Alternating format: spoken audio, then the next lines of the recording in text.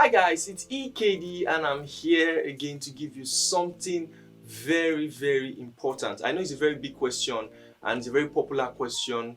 People asking, should I niche down on a particular skill or I should be a generalist? And I know there have been a lot of answers to this question in particular, but I want to shed some light and I want to add some things you might find valuable, some things you have to reconsider. The answer to this question really depends, and one of the things it depends upon is the demographic you are in. Okay, and today I'll be answering that question, and I hope you will find it very interesting and educative. Okay, so let us begin.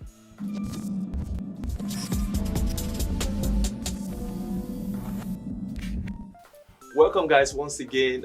If you're just watching this video for the first time, I am EKD. I know this is a very big question that people have been asking, should I niche down or should I be a generalist? Okay, it's a very confusing thing, but I'm going to try to throw lights to it by giving you 4 major things you should consider, okay, before deciding to niche down or to be a generalist. Okay, and first of all, I've had some big guys throw some lights to this issue, that of Tola Labi, and I've had Chris Do say something too.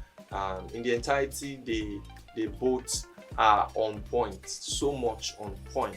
And one thing I believe is that the market of design, or the design market, is quite different in every demographic. Like I would always say, design is not that much appreciated in this region, okay, especially in Africa.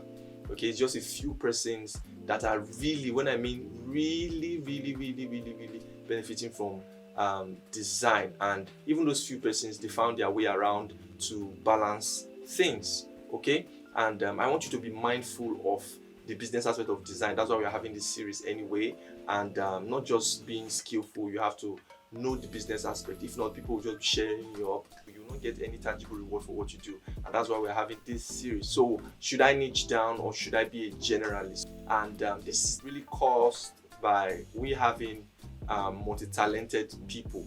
Okay, they are very good at different things. For instance, somebody can be good in graphic design, also branded design, and also is a photographer also he does UI UX. So what should that kind of person do? Should he niche down? Should he just say, okay, I'm going to UI UX design, I will no longer do the rest? So what should you do in such case if you fall into that category? Okay, so I'm going to give you 4 tips to you making that decision. Okay, number 1 is that you should evaluate your strength. Okay, evaluate your strength. So for the fact that you have 5 skill sets in your disposition does not mean that you have equal strength at all of them.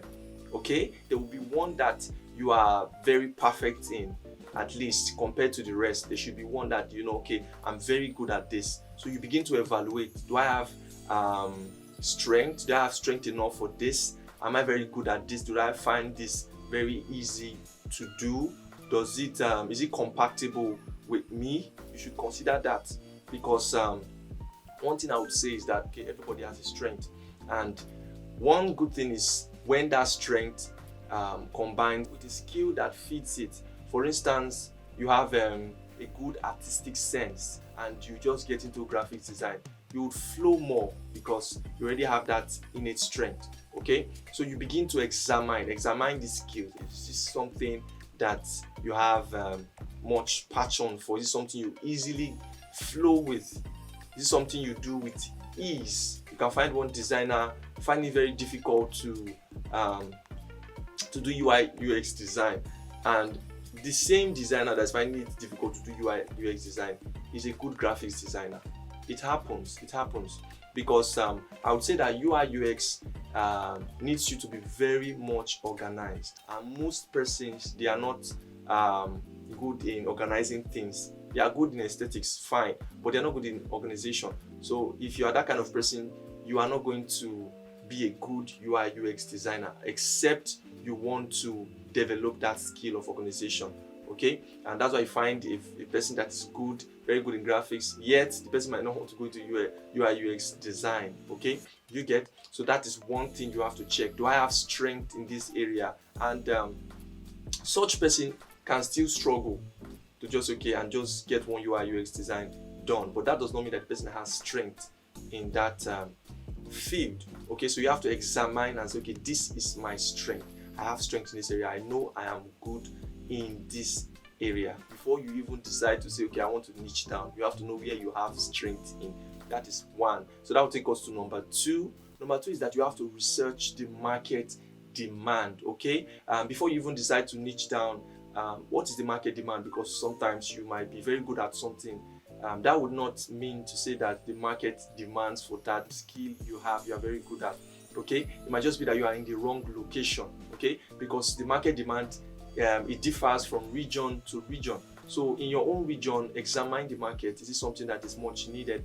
For me, I know that graphics design is of high demand right now because there are businesses opening every day, and for the fact that it's on high demand, there are different people trooping into it to meet that demand also. So you should consider that. So I believe there is a high demand for creativity, but you should know the level of demand. Is this something that the market in my region, is this something that they will be willing to pay for, and not just pay for, pay a good price for. Okay, you have to note that. So that will take us to number three. Number three is now the wisdom aspect of it. Okay, you don't just niche down, and that's why I'm going to give a different answer to this question. It's not entirely different, but just some things to add to what other creatives have given already. Okay, so number three is that you should generalize systematically. Now here comes the wisdom you have to use. Okay, you don't just generalize because you want to generalize. Some people, the skill set they have is far apart, very far apart. You can see somebody doing UI UX design, and the person is a photographer. Okay, this skill set is kind of far apart. But being a UI UX designer, graphics designer, brand identity designer, they are quite relatable. And being a graphics designer and a photographer, it can still work because some people get to create let me say movie posters, and most times I know of people that they take the photography themselves for the movie and they design the poster themselves, so they are quite relatable. Okay, but there are some that are not at all. They are far apart. So when I say generalize systematically, your skill sets should be in close range. Okay, and some persons are they can do 3D, they can do animation. Okay, and while being able to do animation, you can see them, they are also video editors, and they can also do motion graphics. So those skill sets, they are kind of related, because when you do 3D, you have to edit, and when you edit, you have to put titles.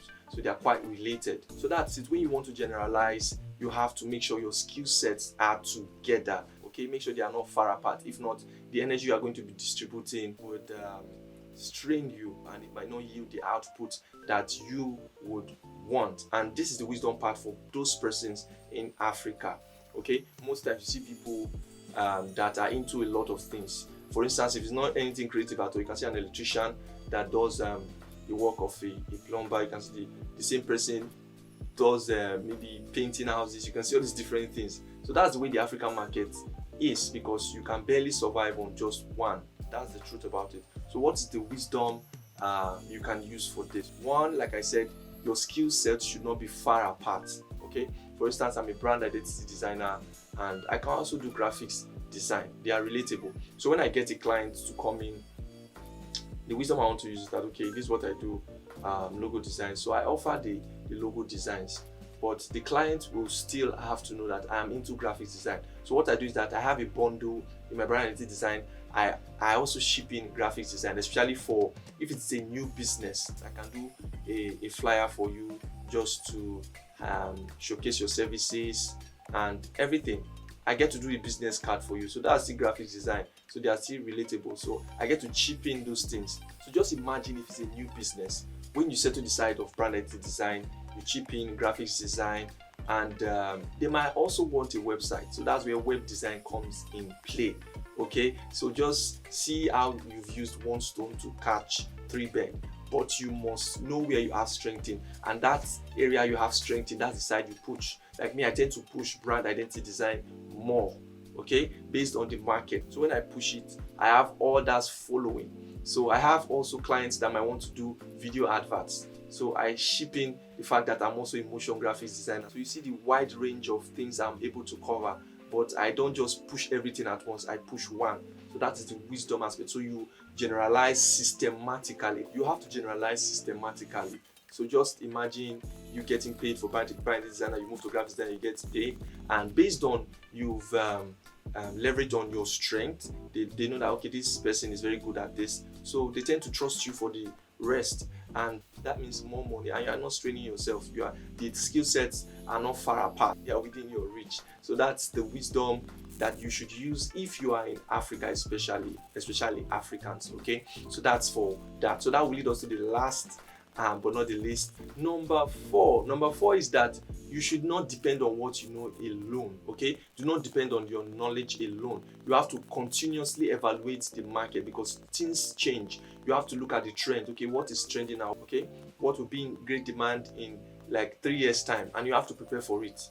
And you have to evaluate feedback also. You might think that you are very good in something, and most times you share other things, and people tend to say that wow, you are very good at this, you're very good at this. So you look at feedback, use it to evaluate. Okay, I think I should go to this aspect. So it's very important. You don't just depend on okay, I know I'm good at this, I just know I'm good at this. I'm not there's need to look for something else I'm good at. But just look at the comments from clients and also from friends. Okay, that would make you to really find that sweet spot between everything. Okay, so that's it for today. I hope you've gotten something, and especially for those people in this region and even other regions of the world, you have to take this video seriously. If you have to watch it again, watch it again. If you have to share it. I recommend you share it to other designers friends you have. Okay, if you're just watching me for the first time, I'll bid you to subscribe, like this video, okay, and put a comment in the comment section. I want to know what you think about it, and if you have any other option or any question, you can put it in the comment section. I would love to respond to you and give you an answer that would suit you personally. Okay, so bye for now. I remain EKD. Thank you.